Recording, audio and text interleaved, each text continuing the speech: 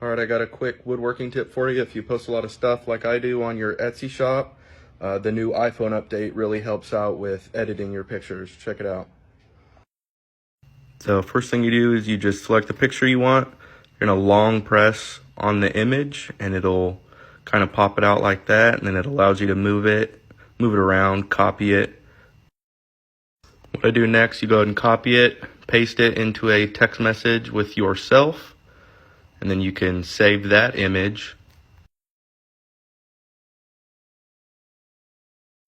Then open up the photo editing app of your choice. For this one, I used Cut Paste Photo. You can use any background that they have or just select your own custom background.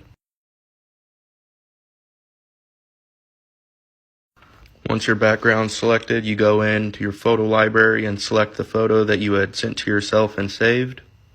Once it's uploaded, you can adjust it around, resize it, and make it look how you want.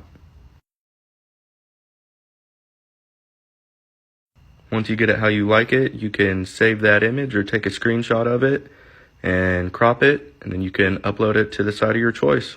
Hope this helps.